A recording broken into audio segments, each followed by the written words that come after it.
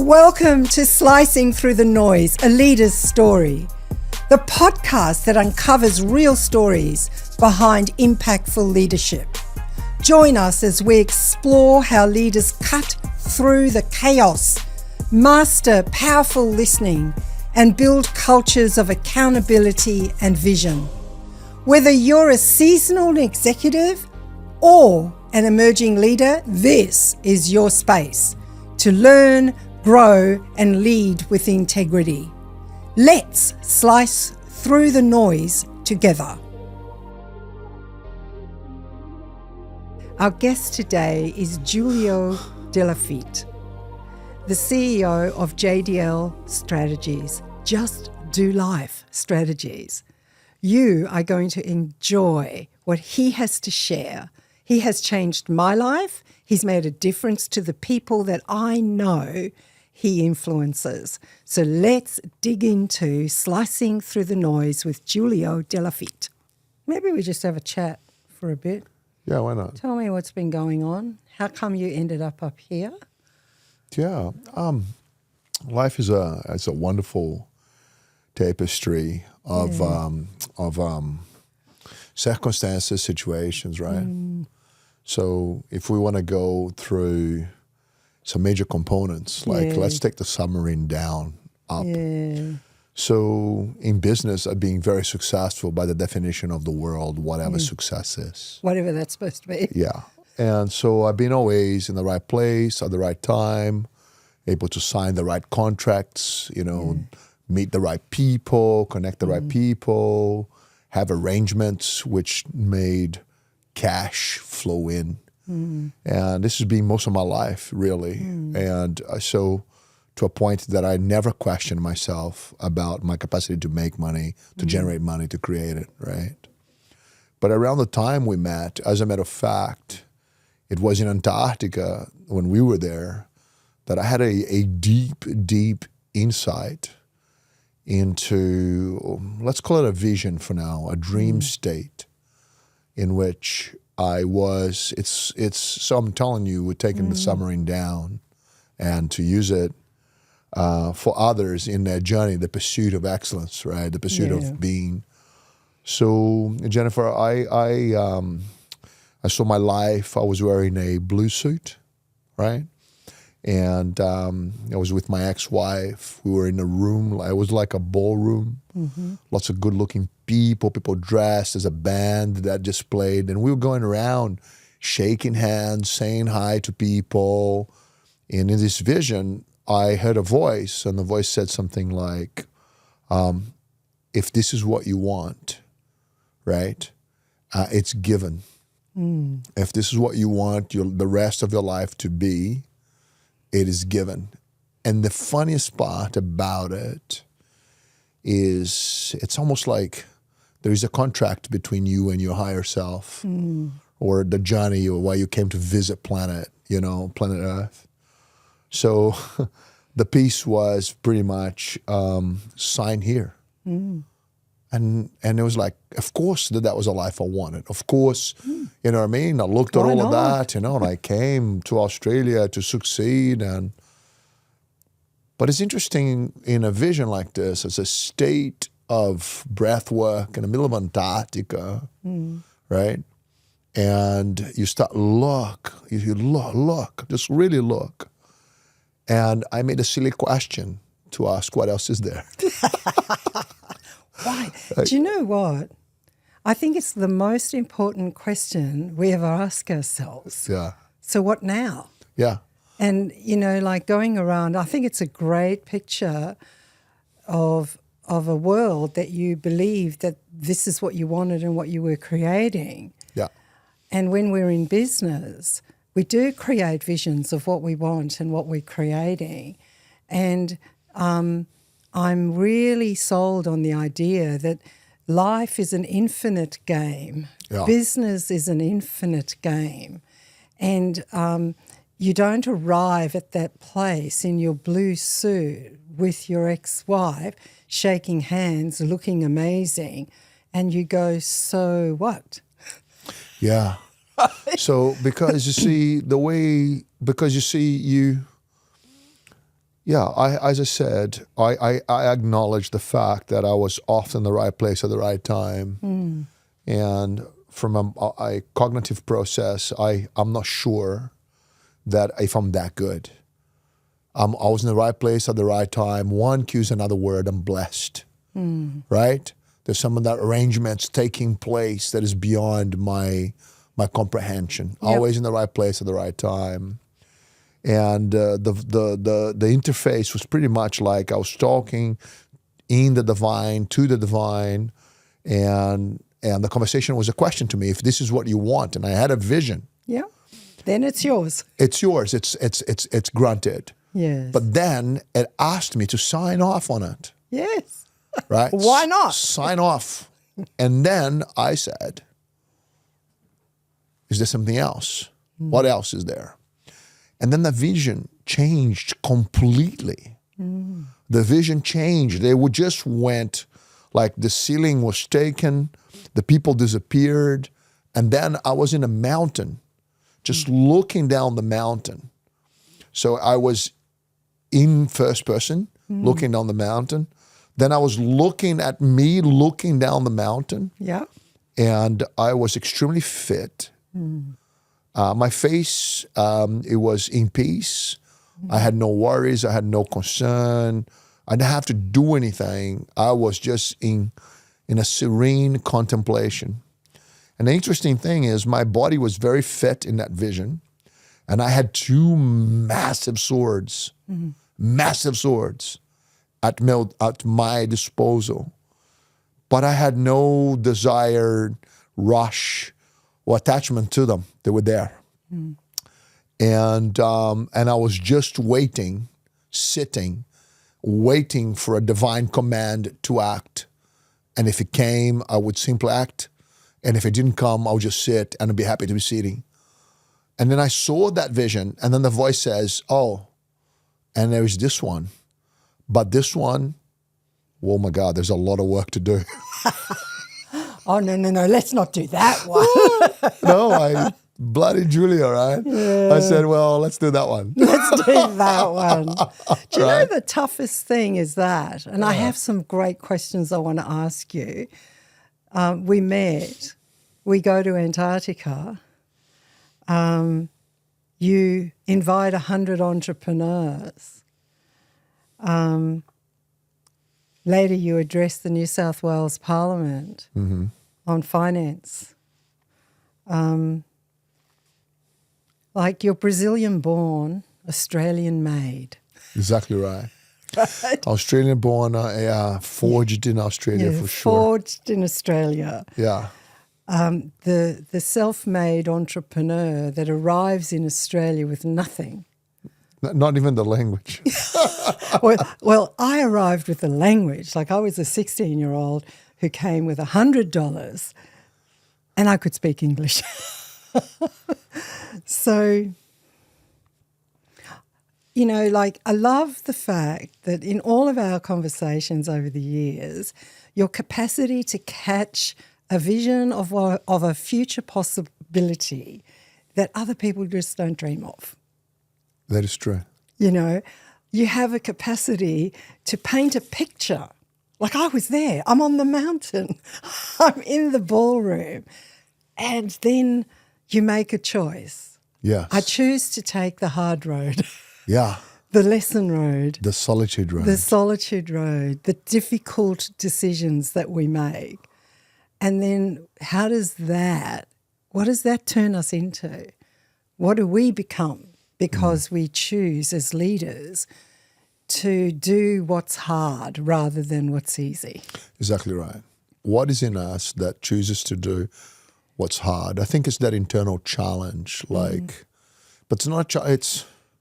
For me, it's like this. I like the challenges. Yeah. I love it. It's like if it's too easy. I can't imagine you're on a mountain waiting for someone to give you an order. No, but you see, to have that kind of centeredness and internal peace, and I'll say to you, I'm not complete, but I'm way more there now than I have ever been. Like sitting. Well, you certainly occur like it. Yeah. And there's something that's shifted. And let's talk about what it took to shift. Yeah. Because it does take something. Like I often talk to leaders and they're constantly in this mad turmoil. And I just go, slow it down. Slow it down. Slow it down and find that peace in every moment. Yeah. And, you know, and it doesn't mean that life hasn't got major challenges. They do. No, and it keeps coming. Yeah. And it keeps coming. I love what Buckminster Fuller said, and when I first looked at his work over 40 years ago now for me, he said and I love this phrase, the reward for a job well done is a bigger job. Yes. Wow. I like it a lot. Don't you like that? You know, like, hey, I loved Bucky's work, and it centered me in those early 30s of my life, you know, and going, who the heck am I? Yeah. And I was grateful that I got to meet some amazing people in my late 20s and early 30s that gave me those words of wisdom. Yeah. It's funny. It's funny because, you see, we talk about wisdom. It's funny that wisdom, you know, if we go into divine literature, it doesn't matter where you go.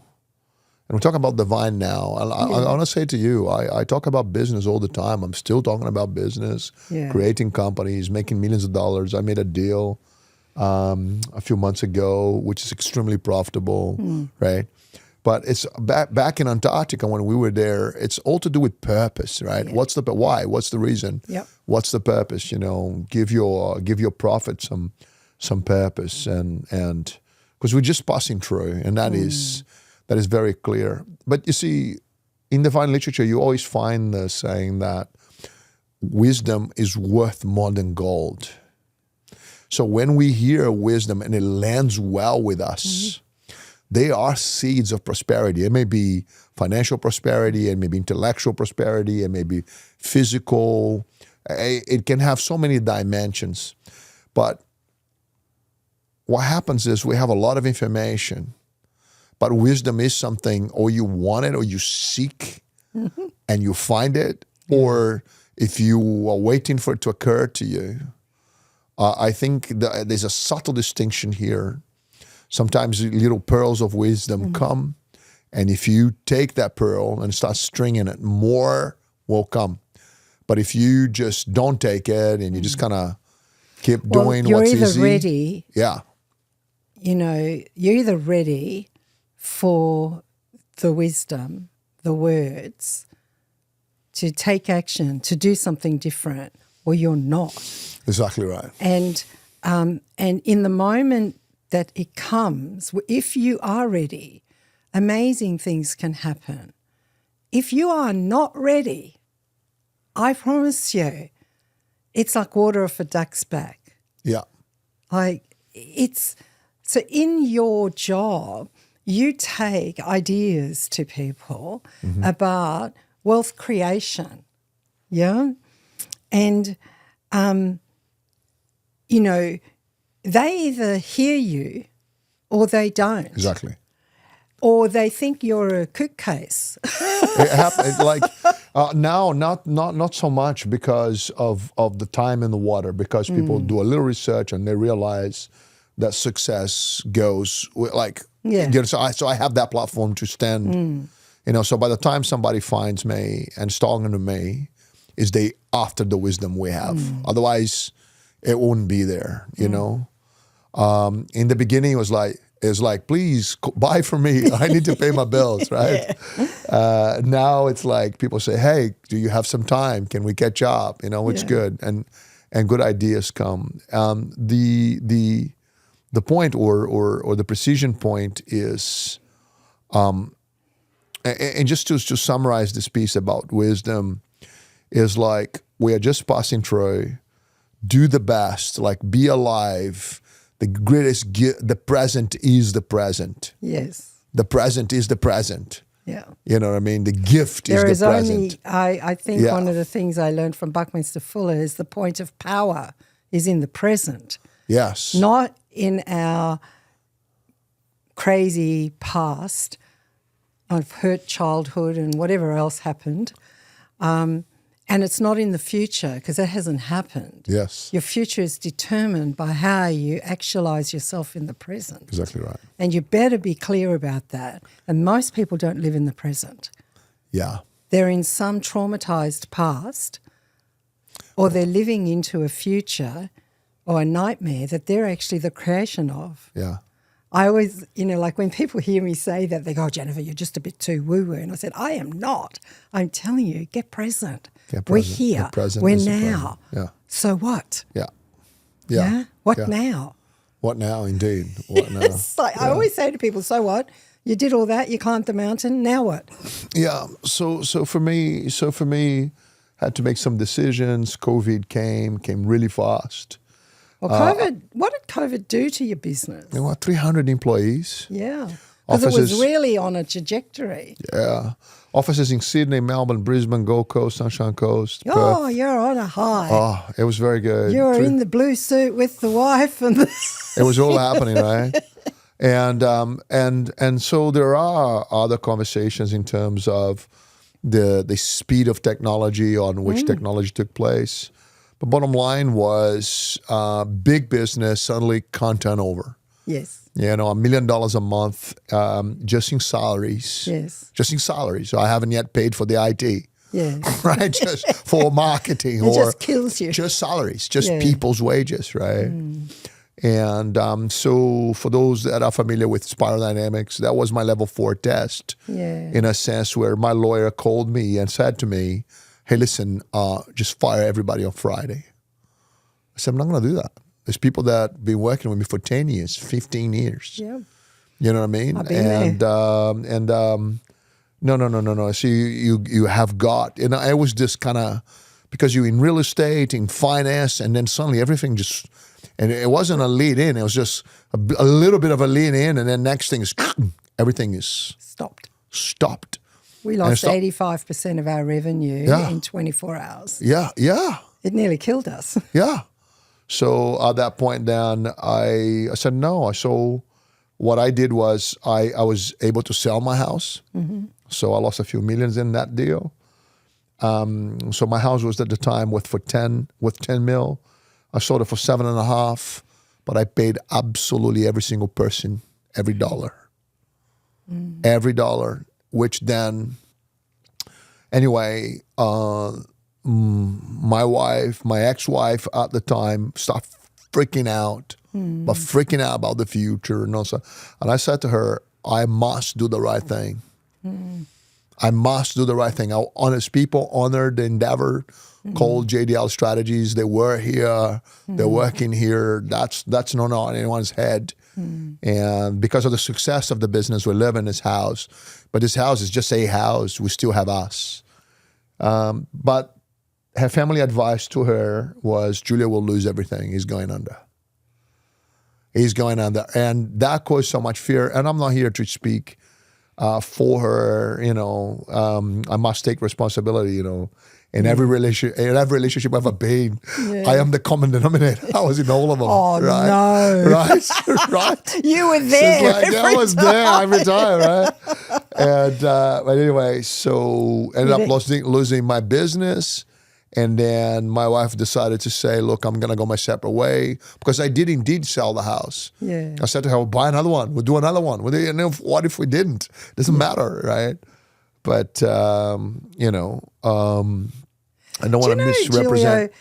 Julio, that thing, it's like, when it gets tough, when it's really hard, you know who your friends are. Exactly right. You know who loves you. Exactly right. Who's there. Yeah. Okay. And they're the ones that stand by you. It's an amazing life journey, that. Yeah. Because when it was tough, like if I say to people, I go, my friends, my real friends, I can count them on the fingers of one hand. Yeah. And I'm rich because of that. Exactly right. They are the people. Yeah. And look, I have wonderful relationships with clients. And what I love about them, like I ring you and I go, hey, Julio, you want to come on my podcast? Slicing Through the Noise. Yeah. You know, what did you do over the many decades of slicing through the noise? Because COVID was noisy. And how do you slice through it and go, no, my value structure, Exactly who right. I am, who I That's say it. I My am. value structure, My right? value structure Go in says there, this is what fire I'm everybody, doing. and then rethink. Nah. There's people that were due holidays. There were people that were due superannuation. There was all sorts of implications. And I thought, you know what?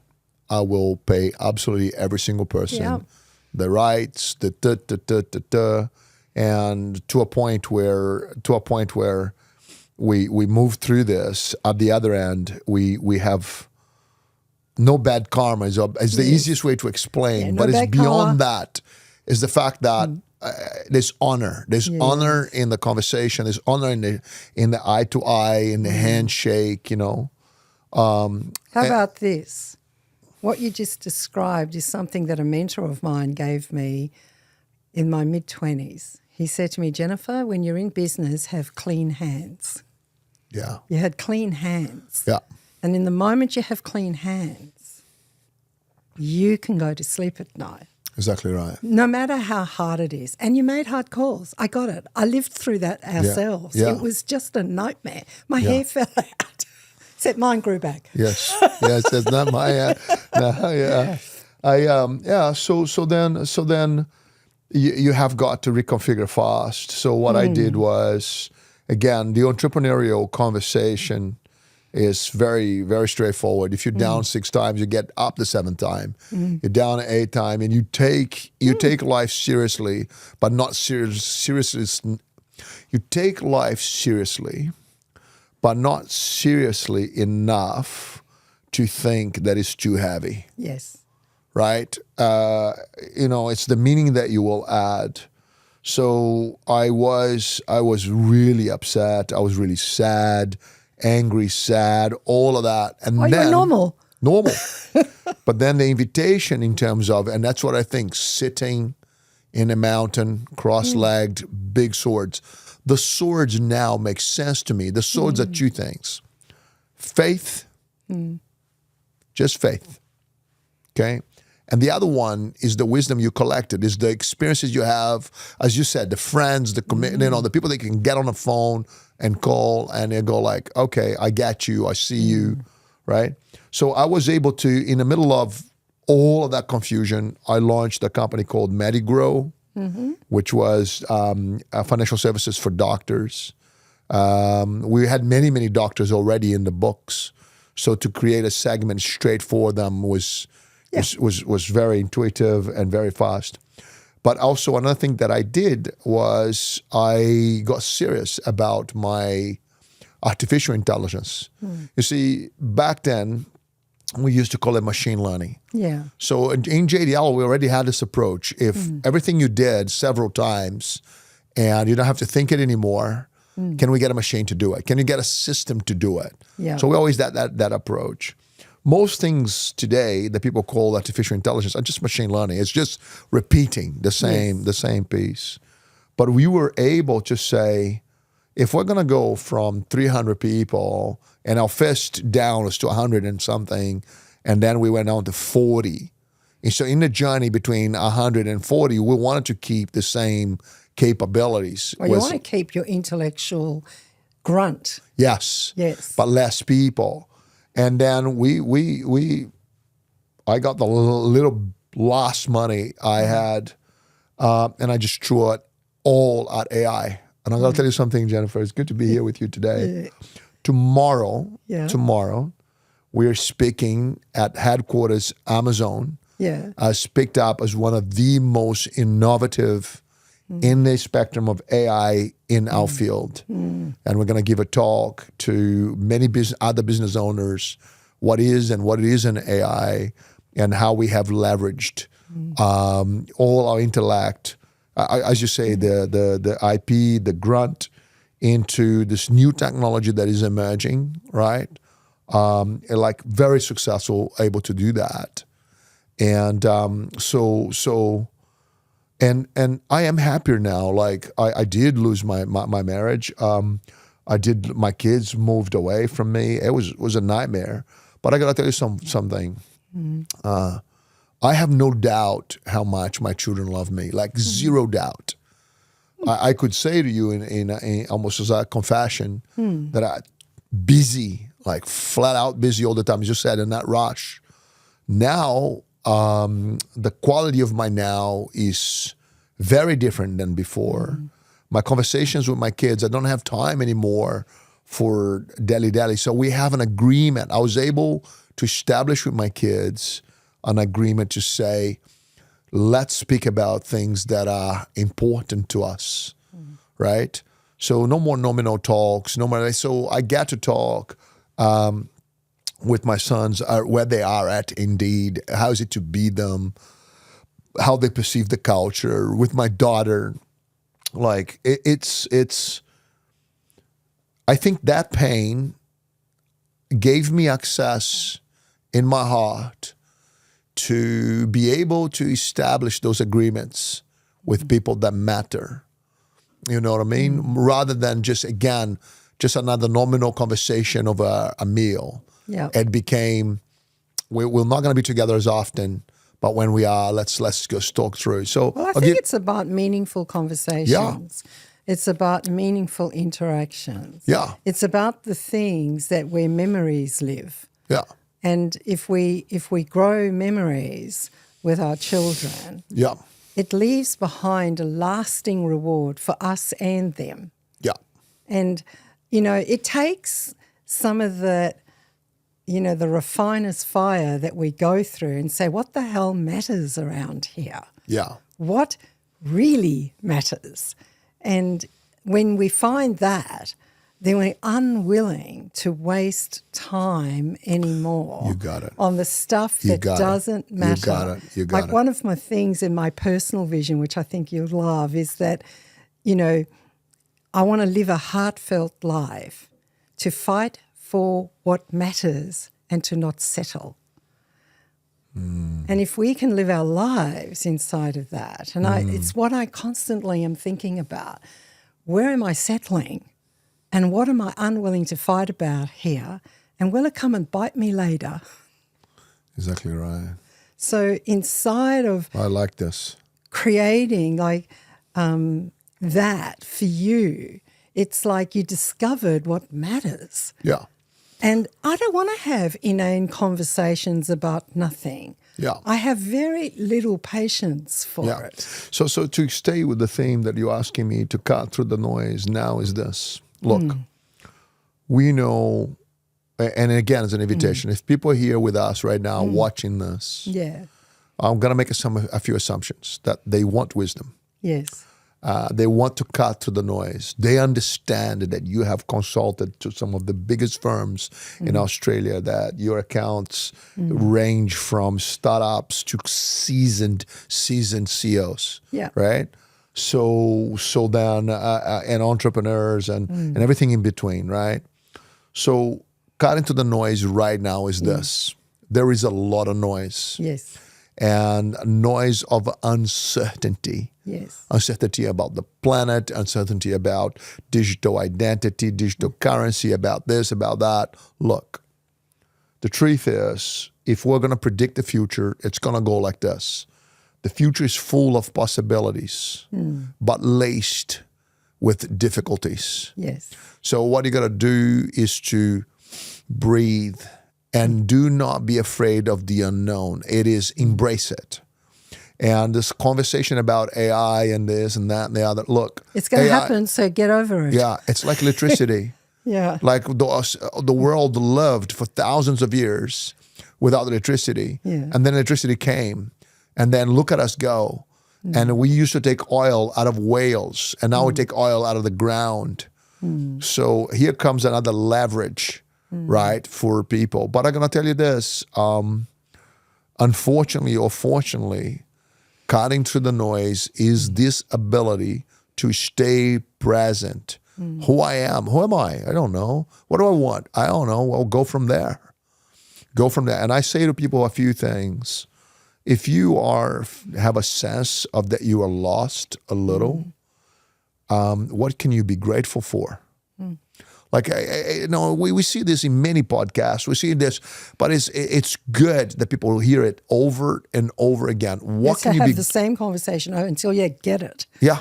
Like, we're responsible for our personal happiness. Exactly right. No one's going to come and make me happy. Yeah. Like, I can do a misery guts occasionally, and then you've got to get over yourself. And Yeah, go, okay, exactly. enough of that now. I do have a question for you. Yes. Like, you started originally with JDL Strategies in the 1990s. What was the problem that you set out to solve? Financial intelligence. Okay, so I love that because I know that's where the water that you swim in, hey? Yeah. So what about in your chain reaction response, right, in plain English? Yes. Because I'm not a financial guru, right? Yes. Educational here. What is the chain reaction response to the things that people must do to get financially intelligent? Got it. Look, let me just break it down for you quickly and just give it to you in spades, okay? Because people deal with money all the time and they pay bills, so there is a financial responsibility, okay? So the uninitiated, and it's regardless of age. Yes. You could be 60 years old and be uninitiated. Yes. All right? You haven't been initiated yet. The uninitiated matches their income to their expenses. Yes. All right? It's deep. The hypnosis is deep. I'm on 50 grand, I spend 50 grand. I'm on 100 grand, I spend 100 grand. I'm on $1 million, I spend $1 million. As I told you, I have many doctors that makes significant money and they spend all of it. Yes. Right? So they match their income to their expenses. Okay? Part of the human nature. It's the switch towards financial intelligence is when you decide, you make an internal decision, I'm going to have some money work for me. Whoa, what does that mean? I'm going to invest in what? See, the crucial leap is the decision in itself. I am going to put some money to work for me. How much? Well, if you want wisdom again, just make a percentage. Then that's not a number. That's not a solid. So if you can go with $300 a week, go with $300. No, I can only go with $30 a week. Then go with $30, but make up your mind. But if you can make a percentage of what you earn as the money you send out again with that expectation of a return, that's when the journey begins. So when people meet with JDL, JDL stands for Just Do Life Strategies, right? For you to do your life, you got to know about your money. So at a moment in your life, if you haven't thought about it, Troy, the typical person shows up at 46 in my life. And what they have been doing is paying a mortgage and educating the people that look like them. Yes. At 46, there is a deep sense, I should be ahead, but I'm not there yet. What happened? Yeah. Well, the truth is you hypnotized to have as maximum debt. You hypnotized to match your income to your expenses. What about money working for you? So when we show up, and I believe that the success of JDL is the education, the financial intelligence. So it goes in 3 aspects: accumulate assets, get rid of your tax legally, and minimize your debt. So there is the chain reaction. So what we want to teach people. I just love that. I want you to say that again. Yeah. So reduce your debt, minimize your tax lawfully. Yes. And acquire invest. Quality assets. Yeah. And manage. Yeah, this. the more you invest, less tax you pay. The less tax you pay, the more you drive your debt down.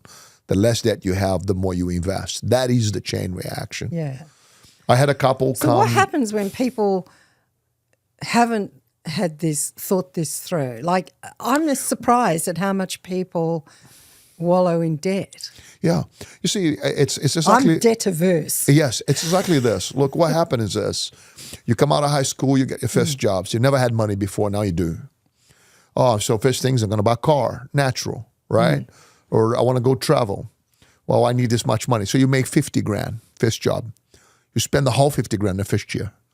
On the second year, then you're looking for a job paying you 58, 60, 65. But there is a moment in which you meet somebody, right? And then the two of you come together And then, boy, oh boy, you never had so much money. And this could be in your late 20s, it could be in your mid-30s, could be in the late 30s, 40s. But like this, when people have two incomes, then they live in one place, they share the bills, and now they have more disposable incomes. So what you notice is that they're going to buy the house. Why? It's the great Australian dream, right? And if they have a child, right, then the moment that they have a child, they have this, I'm an adult now. Yeah. I've got to look out. So the debt comes for two things. My home and the education of the people that look like me. And then you get into that. And it's not a short commitment. It's a long commitment. But then age, wisdom starts to kick in. In your 40s, you will have a sense, a moment. Something will happen which you will feel it more than think it. I should be more ahead than I am right now. And why the 40s? It's I mean, like, it's interesting, just right? noticing. I actually think it's true. Yeah. Because it was what I've experienced it. I've seen so many of my friends' experiences. Suddenly in their mid-40s, they kind of wake up from some kind of sleep. Yeah. I think that the reason is because their youngest child is about to become self-sufficient. Aha. That's when they go, look, it may be conscious, it may be subconscious, unconscious, right? Yeah. But there is something to it. Yeah. Like, my youngest now is 18, my youngest now is 16. How am I going to land this thing, right? How am I going to land this thing? How am I going to land my financial future? And that's when they come looking. And the truth is, they don't understand about money working for me. And that transition is difficult because I'm an adult. I have a mortgage. I bought a car, sold a car, bought a house. But investing in something I don't know. I don't know the questions to ask. My accountant doesn't talk to me about these things. And that's when you become present. Yes. That you actually need to. And this is when we come in. Yes. We have so much material free of charge. Go to our website, go this, and we talk about these things. We have so much of it. But the truth is what you said before. Are we going to take action or not? So JDL is this, education, then execution. So I created a platform where people can access the best property investments in Australia and they can access the best loans in Australia. So you arrive, you're educated. Don't want to become a client? Great. Educated you are. You get educated. You want to execute? Great. So I don't sell houses. I buy them. So I teach my clients everything to a point where they don't need me. So why would they stay? They stay because we have a group buying. So when I go out, like we just bought 120 houses in Melbourne, right? So when I say JDL Strategies went in there and negotiated the properties with several developers, but because my clients are coming. So I have in clients so I negotiate and then I go straight from source to my client. And each client then picks up the benefits as if they have bought 120 houses themselves, right? So it becomes a self-fulfilling prophecy. What do you mean? You educated and now you have money working for you. You start to become rich, right? Okay. So what's some of the common myths or costly habits that you see year on year? And what are the guardrails that you use? Like JDL has got this amazing, and I've read a lot of your stuff, like thinking that you've done about what does this take? Yeah. So what are the common myths that are around? Like in the Australian language, it would be, she'll be right, mate. Okay. She ain't going to be right. She ain't going to be right. That's a major myth. Yeah. Which comes with later. I'll deal with this later, right? Also, a couple of misses now, if you want to go a bit more deeper or technical. Inflation is real. Yes. Whatever you buy today is at discount tomorrow. Whatever you buy tonight is at discount tomorrow. So you know, and I know, if we go out and buy a house tonight for $800,000, I come and see you in 10 years, that property ain't going to be $800,000. in 10 years. It will be 1.2, 1.3, 1.4, 1.6, who knows? Yeah. But it ain't going to be 800. And the rent that you can charge for that house tonight, call it for argument's sake, $700. In 5 years from now, it's not going to be $700. It's going to be $900. It seems small, but the point is I have an asset that I own it, but I have two major partners. I have the tenant and the ATO. So imagine if you live in a country, all right, where you can own as many businesses as you can, own as many properties as you can. And the truth is, I bought this property as an investment property for my retirement. And the tenant, right, will pay for 50% of the bills. The government may pay 30, 40% of the bills. I'll pay 15% of the bills, but I get to own it 100%. That's leverage. That's leverage all the way home. And then I can use the depreciation. So what people miss is the understanding of these very things I'm talking about. So people don't get leverage. They don't get Talk some leverage. more about leverage. Like, I understand leverage. I think leverage, like owning a business, is called leverage. Yes. You know, Yeah. I sit here, other people are working. Yeah. I'm having a lovely chat, Yeah. right? Well, from and the my assets are working. Yeah, from the basics of it all, if I try to get a big rock moved, right, I don't have the force to do it. So I get a smaller rock, I get a rod, and I put between the two, and I pull it down. Yeah. I make a lever, right, and here's come the leverage, that very movement that makes the thing to roll. So it's not much far from that. Yes. Right? I buy a house for myself, for my family, because I saw my father do it. He saw his father do it, and that's how we do it here. Well, you haven't done the numbers, right? It is much better if you were to keep renting and buy a proper investment first. Now, it's not a matter of opinion. If you can't sleep at night, if you did that, then don't do that. Yeah. Do what your father did because you feel safe. But the numbers will come out differently. They will come out differently. So you would be way better off to have 2 or 3 other properties that other people are paying for by paying you rent, right? Than you trying to pay your house first and then you invest. Yep. So that's what the leverage piece is. So again, I'll give it to you very sharp. Yeah. You say, if I met somebody who's in their 30s and they said something to me, I want to be as rich as possible, what do I do? Okay, I have a wife and we have a 2-year-old child. What do I do? I would say, yep, you know this house you just bought? Move out. Go to the next door. Move out. Change houses with your neighbor. Why? Because now that you moved out, all the rules, while you live in your own home, all the rules, you pay for that house after tax and after compounding interest against you. You are, you pay for everything, not just the mortgage, but council rates, insurance, etc. The moment you move out, the nature of that property change is now an investment. Then you treat it as an investment so you can depreciate the house. You can claim that all those expenses are to do with the business, right? That's what the leverage becomes. Now, if people don't understand, if they don't have the mathematics in their mind, the uninitiated, let's go. You say to Bob, they say, Bob,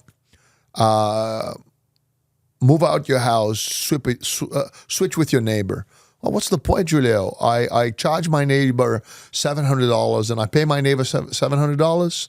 Switch houses, that's similar same neighborhood, similar houses. Well, what's the point of that? Well, it's because everything's tax deductible, right? And what happens then is you have 2 partners. What will then happen is you drive the debt down. The leverage comes when you borrow against the investment property and you buy another one. Then you buy another one, right? When you buy the first one, it's the first one. I have a software, the AI that I spoke to you about is you can come to my site right now and I will give you 10 hours worth of consulting in less than 6 minutes. What do you mean? The AI is real.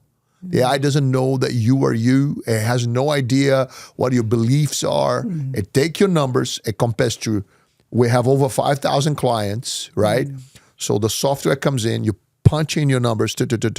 As a matter of fact, I will give you the link for the software, okay? And people can follow you, can just go in there. The same We'll get the link and we'll put it in the bottom of this podcast. People can go follow it. Very much so. The point is, these conversations don't even happen. Yep. So what happens then when you go into the software, it says as is. So in other words, the software will take your numbers and will show you your life if you keep doing what you always did for the next 10 years, 15 years, 20 years. It will show it to you how rich you will be 5 years from now, 10 years from now. Because the truth is, there is inflation, there's interest rates, the cost of money. It's not that difficult. Now, then the software creates that version of you and then creates another version. What is it? What's possible? And compares the two. And then the chain reaction. The software actually will map out for you how many houses you can buy. It will tell you when, the date, it will tell you how much, and it is designed for you to work with your accountant. It will create all the accounting background, it will create all the loans, everything like bang. Seriously, that is my commitment to financial intelligence in Australia, right? Because people really don't have where to go. So I create a software. You can be at home on your own. No one is trying to sell you anything, push you anything. It's you sit there and you just do your life. Your numbers have no feelings. Imagine. And you it's can. Funny that numbers don't have feelings. Yeah. People have feelings. People have feelings. You know, it's like I heard many years ago that the two areas where we have the most distress in life, which is really funny, is sex and money. We have the most distress in life on those two things. Yeah. People don't want to talk about sex or money. Oh, they don't want to talk about it. They don't want to talk about it. They're really weird about it. So, you know, I love these conversations with you, and my brain starts tick, tick, tick, tick, ticking. I want to take another little tack. You know, like I want to talk to you about. Give me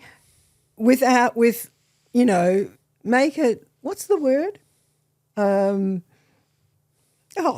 Anonymous case studies where you guided someone or a team through the uncertainty. Yeah, right? very much so. It's my pleasure. Yeah. So, and in that process, you know, what decisive leadership looks like when you're guiding someone. Okay.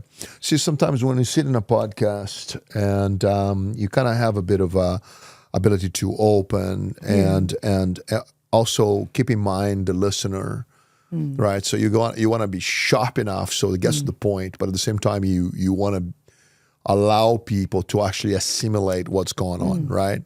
So in summary of what we are, we're talking about financial intelligence, talking about wisdom, a hypnotic state to just keep matching your income to your expenses and buying a house and hoping for the best. That doesn't work. Yeah. Then what happens is you don't have a good place to have great conversations about wealth because the majority of people don't have permission for wealth. Yes. So if you start asking the questions, you get the fear-based answers, right? So our commitment then was to train accountants around Australia, okay? So I will give you access to all of it. I can give you a conversation where I am in a room. Every single person in the room is an accountant. And I'm saying to them, I don't want to talk to you. I want to talk to your clients through you. And half of the accountants in the room became our clients. Because you see, Jennifer, knowing and not having it produces exactly the same results as not knowing. Okay? Say that again. Knowing it and not having it produces exactly the same results as not knowing. Yeah. So if you have an accountant that knows it all, and I know. So what? But how many houses do you own? Oh, because people are legitimately busy. They don't have the time to execute.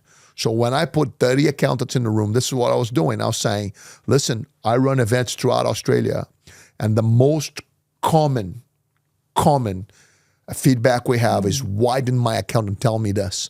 It's not his job. It's not her job to tell you this. Yes. It is your job as an individual to decide how rich you want to be. Yeah. Whoa. So decisive leadership for me then was to get a bunch of accountants together, knowing very well that the moment I start talking, they would start ticking, I know.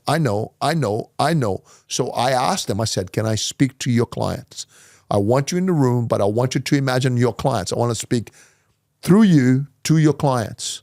And so they sat in a different space. And then I went for debt reduction, tax minimization. Now, there's nothing that they did not know. Yes. But what I ran was the impact of going one path rather than the other path. Yeah.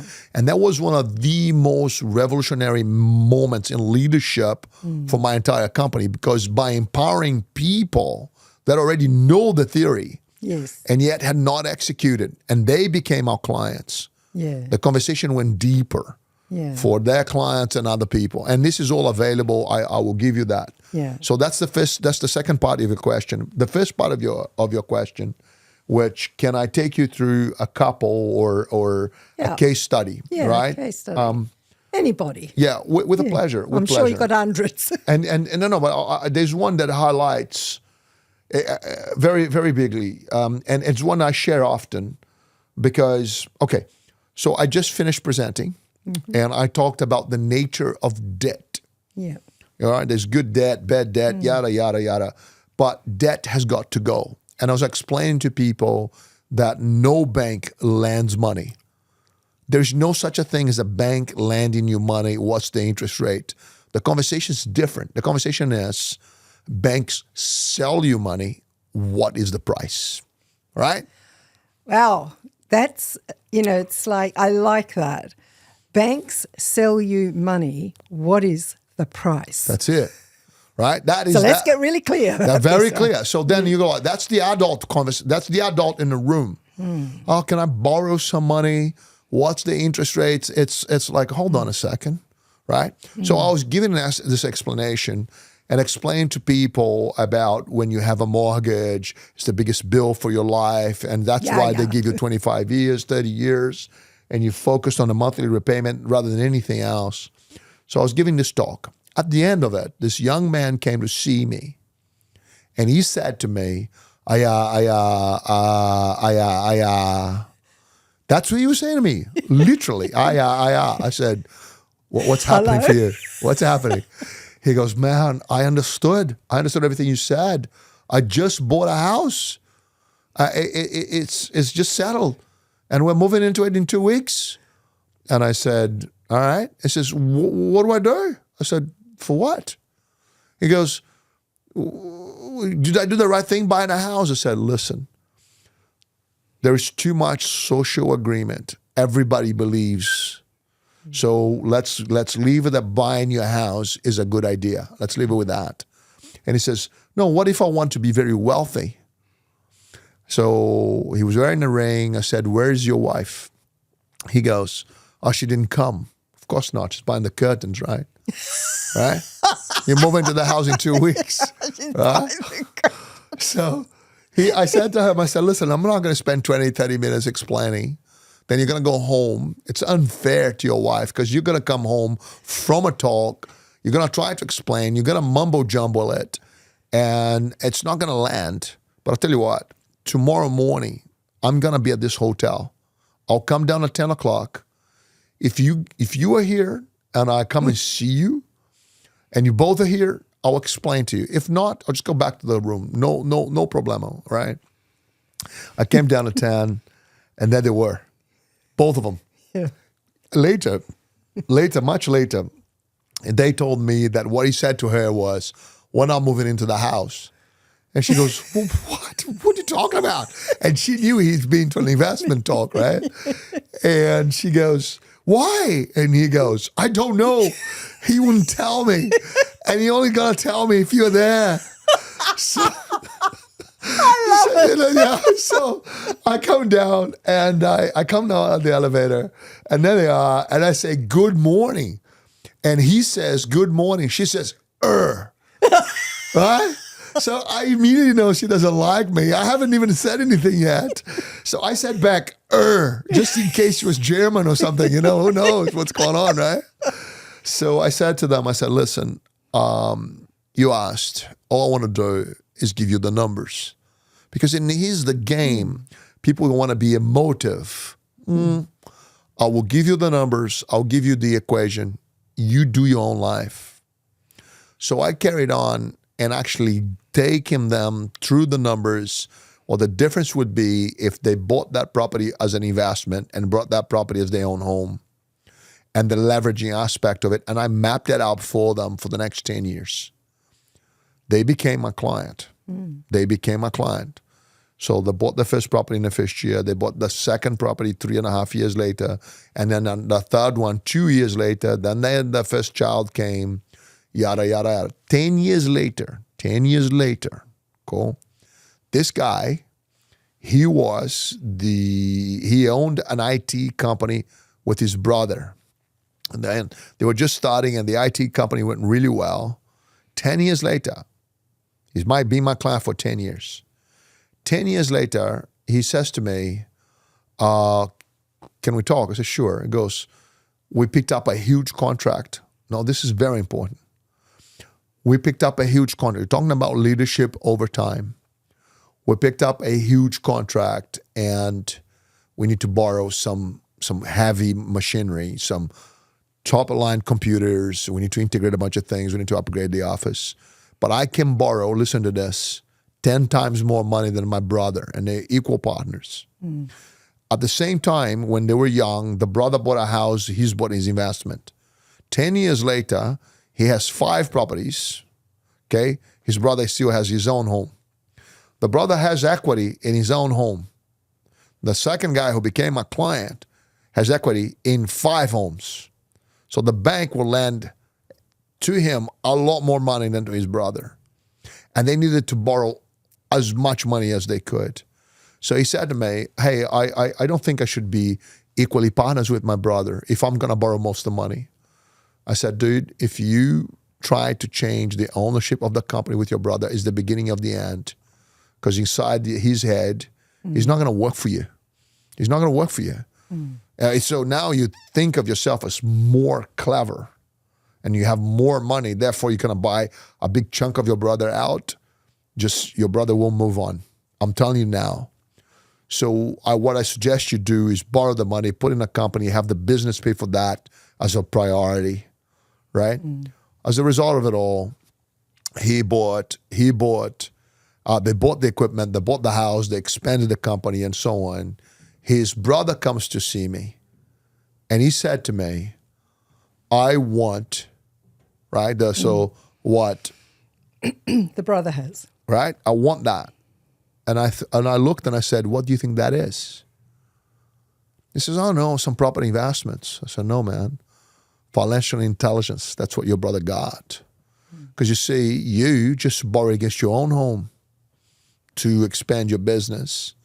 Your brother borrowed against 2 of his investment properties. His house is over here now, right? So these conversations, and the second brother then became a client as well 10 years later. But then something else dawned on me. And my commitment that leads for me to have the website now, the way the website is there's no deli. Your numbers have no feelings. You go to the website, jdlstrategies.com.au, press the calculator, invite your accountant as you do it. Let your accountant look at it with you.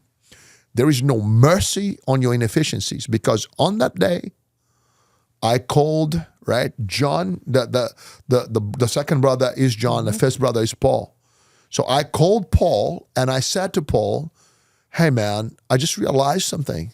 He said, what? I thought you loved your brother. He said, what are you talking about? I said, your brother's come to see me. Yeah, I know, I told him. Stingy. I said, 10 years later, how many birthday parties, how many Easters and Christmas and et cetera, all the kids' birthdays. And he says, Julio, you don't understand. I tried to talk to him all along. I said, all you had to do is to show him your tax return. You guys own the companies 50-50. The money he makes, the money you make. But the tax he pays and the tax you pay, completely, all you had to show him was your tax return. That's all. Man.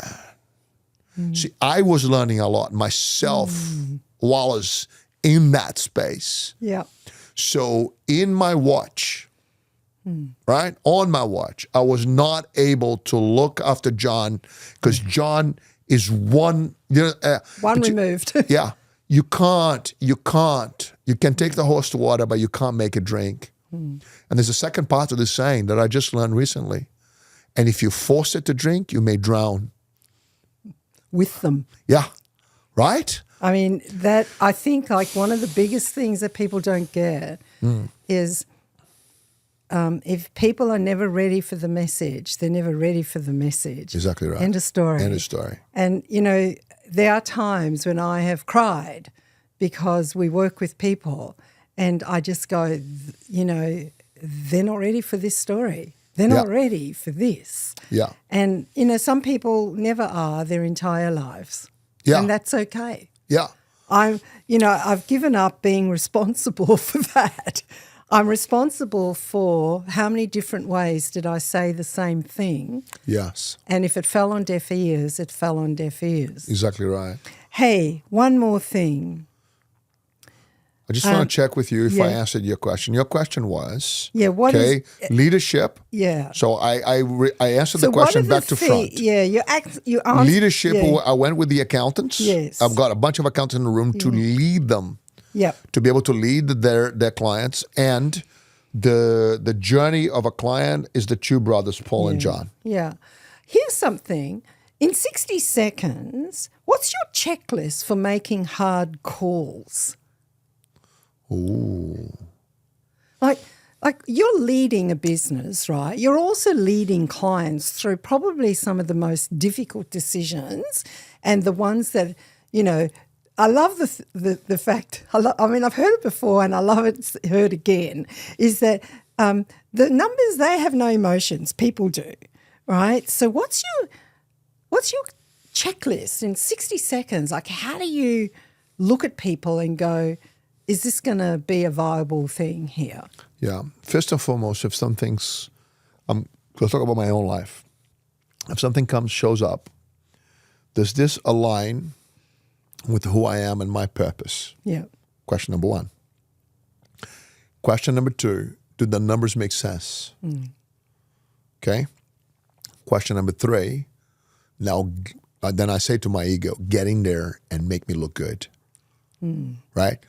If you do the opposite, you don't even know what's all about, don't even know, and you think, this is going to make me look good. Yeah. Right? And you haven't even questioned, does it align with my thoughts? Does it align with my purpose?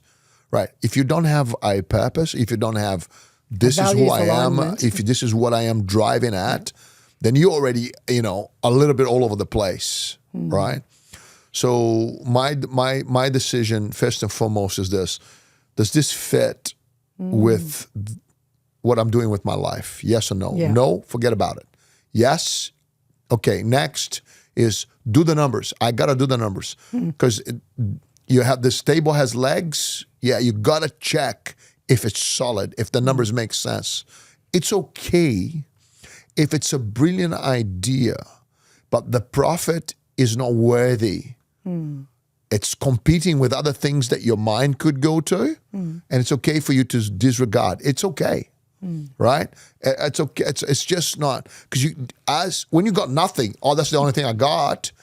You grab that. Yeah. But if you have other things to consider, right? Because if you take everything on, suddenly your car park is so full. So I imagine your car park is so full of Hyundais, and then suddenly you take in a Bentley, but you can't have it. You don't have space to park it. That's what I'm trying to get at. Yeah. So my decision-making processes are aligns with my purpose. What are the numbers? Yep. Then I'll go in there and start executing. Yeah. Immediately executing. Excellent. How about this?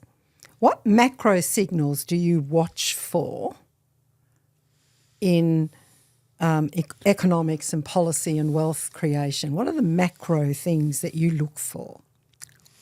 Look, I could be cynical or pragmatical. right? Look, I have, from a political point of view, I have right tendencies, and I'll explain this a bit better.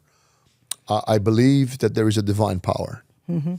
I believe that you should have freedom to choose freedom of speech, freedom of motion, and freedom of ownership, right? We live in times that those things get challenged all the time. So the macro for me, and looking at it right now, is the price of money, and is it sustainable? So in Australia right now, we have a few things happening. When COVID came, you can find my videos. I told people, buy properties now because they're going to go through the roof. And people say, of course, Julio, you say that. You're in property. But I missed it because I said to people 20%. They went up 40, 50%. Yeah. So I missed it, right? I should have said 50%. Now what's happening in Australia right now, for the macro point of view, is this. The cost of money is coming down. Yeah. So lots of people that are renting will go into trying to buy their own home. So we have cost of money down. The production of houses is totally clogged.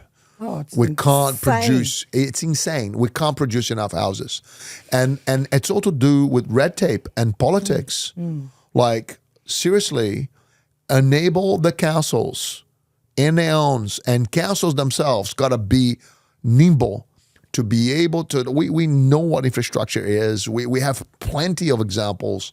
Our cities are not messed up, so we live in the best country in the world. Exactly. So we should be able to release land. We live on an island that's so big, and there's this. So for the next 15 years, the demand for property will be greater than the supply.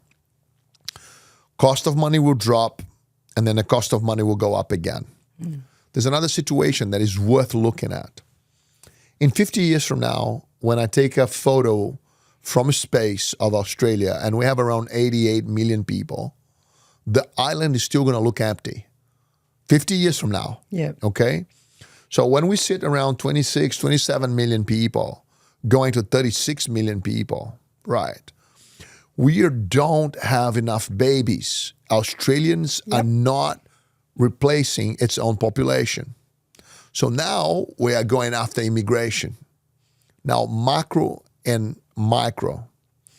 If we need to get immigrants here in order to keep our economy stable. Well, to keep our standard of living. Yeah, right? Now, here comes the thing. Who are we as a nation? So the macro piece for me, a pragmatic point of view, is money's going to get cheaper. Money is cheap already. If money's below 8%, it's cheap money. Yeah. Right? So it's going to get cheaper. You have a demand-supply issue, and if the demand's going to increase and the supply is not, then buy that because that's going to increase in price. Okay? So that's my pragmatic. Buy houses now because money's coming cheaper and we need to import people. Now, if you want me to go more in a cynical piece, or the conversation is this, we need to create other cities. We need to be able to empower the satellite cities 100 to 200 kilometers north or south or west or east of any of our major cities. Anything that is developing there, federal government plus state governments should really, really give it incentives. Yeah, that like people, go to Townsville and build it. that people will move to the cities, right? And grow the cities. And then from the cities, other cities will multiply. Now, we have an issue, right, of immigration. There is a very, very direct piece, is this. If you come into Australia, then be Australian. Yep. End the story. Well, both of us are immigrants. Like, right? I think I'm Australian. But so the thing is, assimilation, multiculturalism is a wonderful thing. Because you see, it's okay if we look at, everybody thinks that Australia is a little bit like home. So I am Brazilian, next person is Chinese, next person is Indian, next person is Jewish, next person is, doesn't matter. Everybody's coming here and we think, oh, I see a little bit of home here. Great. I want to make my new home here. Great. Then we are Australians. We are Australians. Do you want to live here? Yeah. You Australians, yeah. You don't seek to separate, to create conflict. We are one. If we don't have that test and people come here and they are other, then we're going to have an issue. And that issue is real. And I think it's very real. We can look at Europe.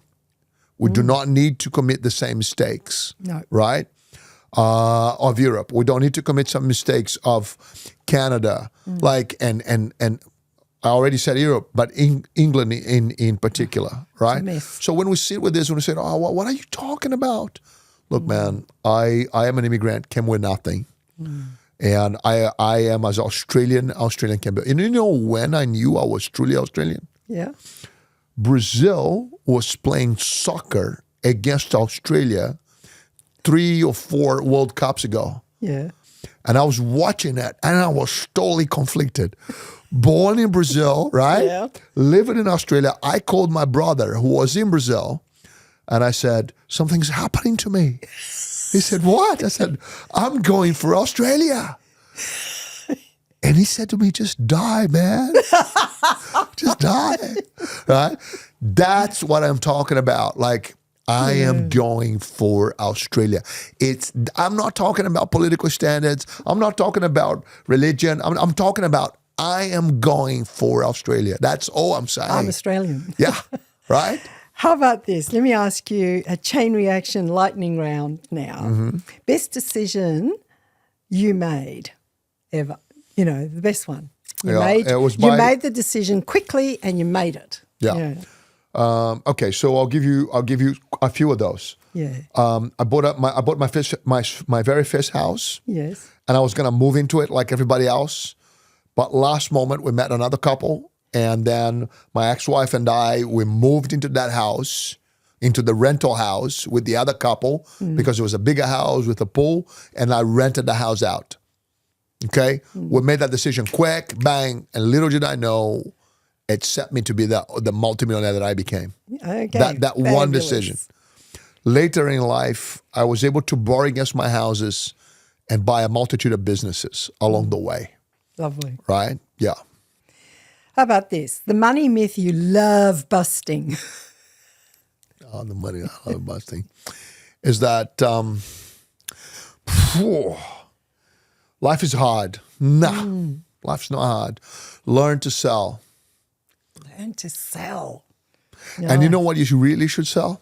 Yeah. More than anything else? Your ideas.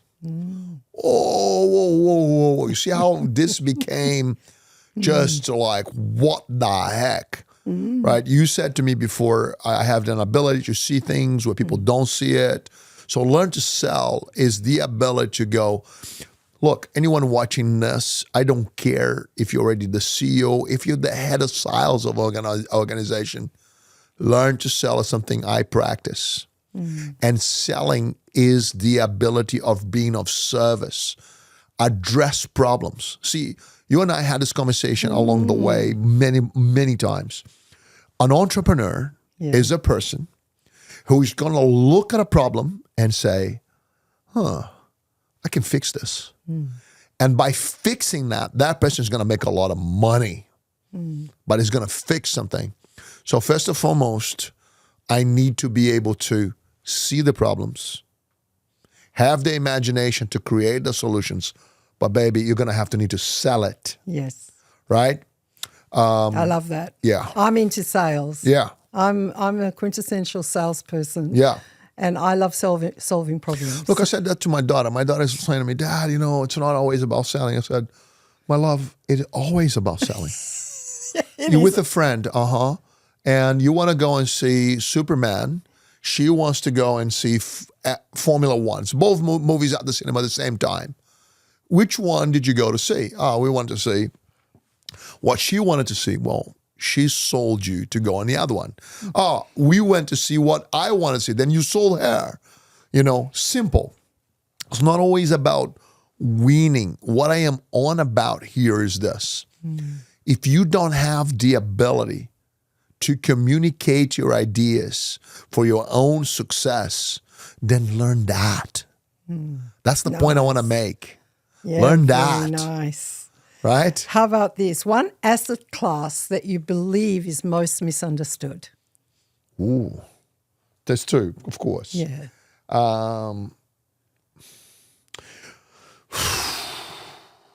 Look, I lost a lot of followers in my social media because I was talking about crypto. Yeah. And I always said, look, man, I got a difficulty with crypto because what is the underlying asset? Yeah. What is it against? Against what? Nothing. Right?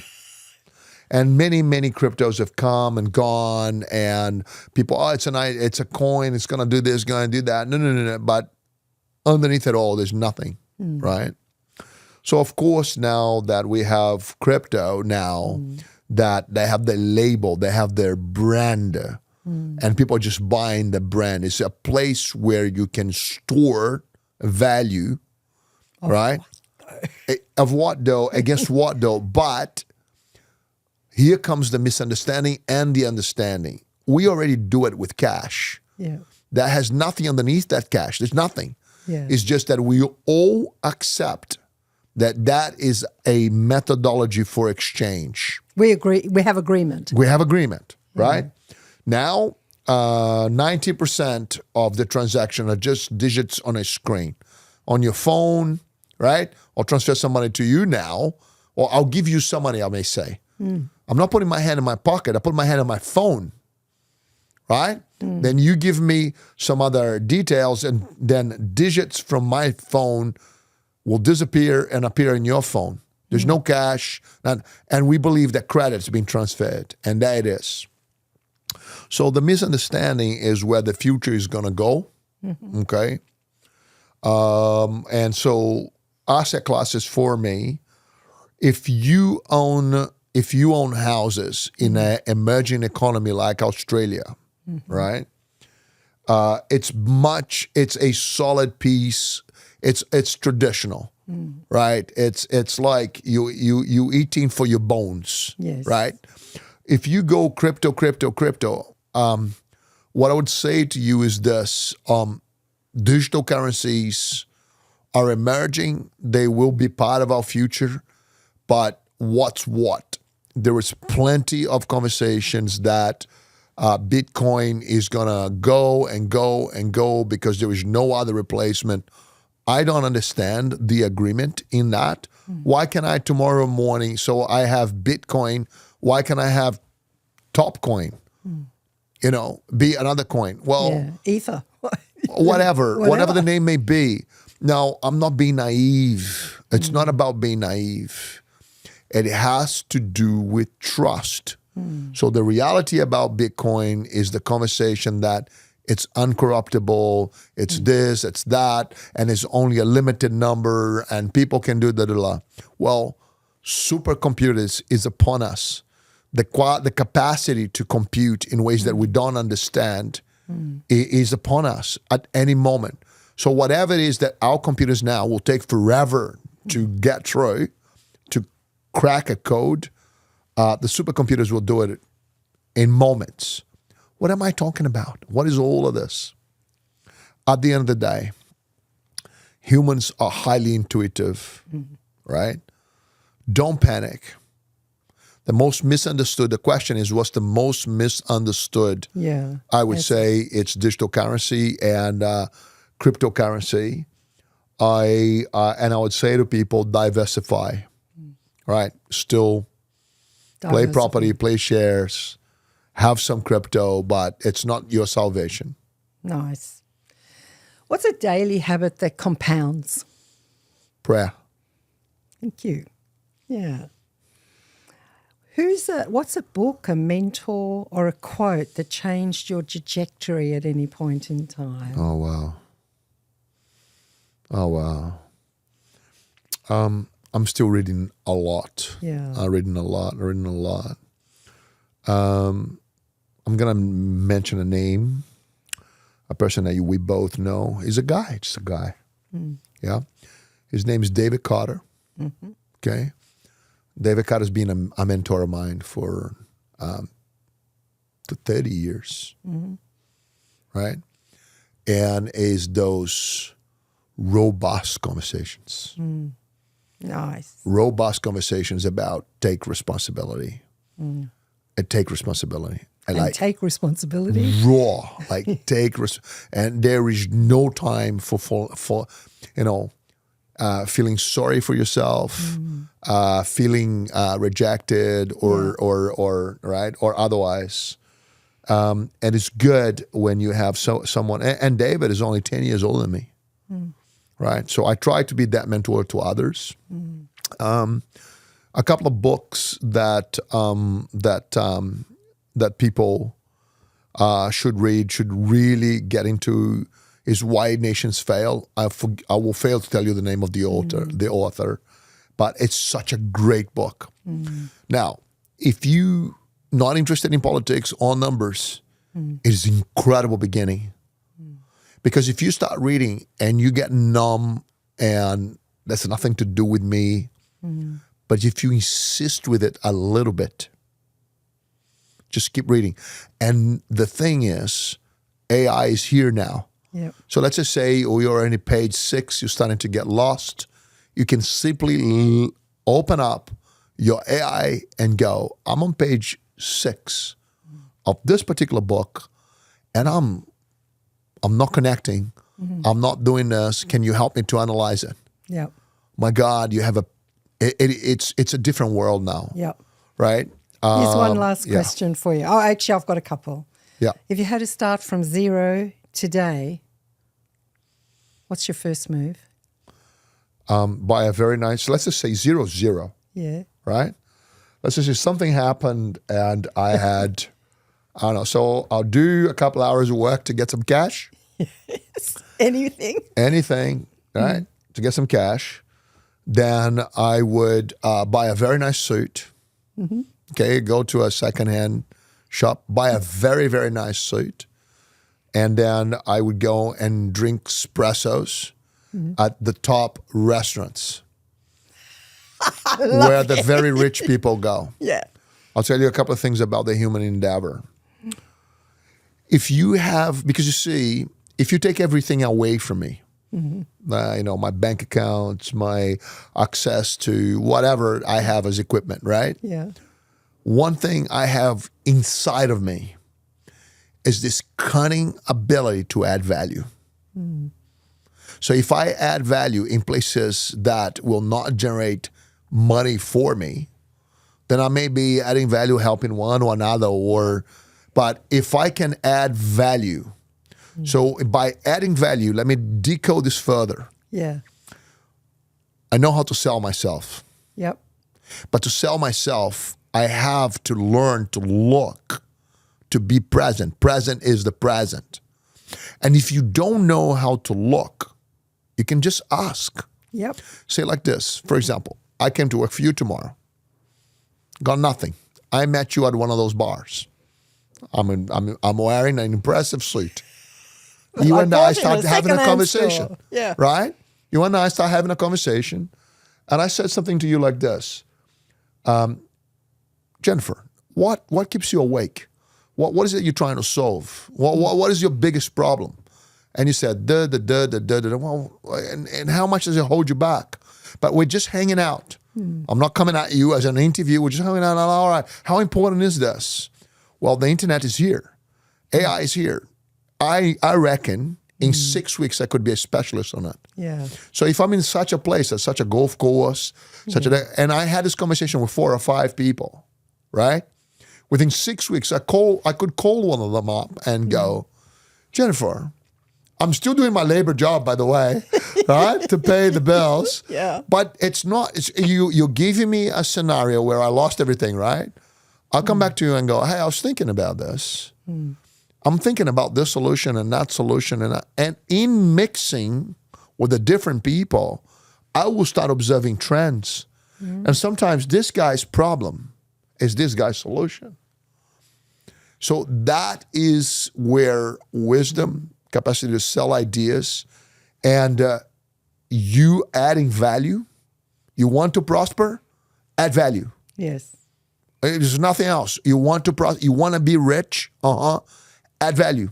fix problems, and add value. That's it. Okay, I've got two more things. Okay? Yeah. What's a 7-day micro challenge for our listeners? I mean, there's so many pieces of gold that you've given them. There's so many action points. What's a 7-day audit, bad debt, automatic savings, book, tax review, whatever it is? What's a 7-day micro challenge you could give our listeners? Okay. Right now, okay. I hope he'll edit this because I need to kind of composite my mind a bit more. For the next 7 days, what somebody should do about their finances, yeah? Yes. All right, okay. Question number one you need to ask yourself is how rich I am in time. So if I was to stop working today, lost my business, stop working today, how long would I last? 6 weeks, 6 months, 6 years, right? Question, and be honest. So there's no more income. You got the house, got the car, whatever you got. How long would I be able to exist, feed myself? Be clear on that. Okay? Yeah, so you can do that on the first day.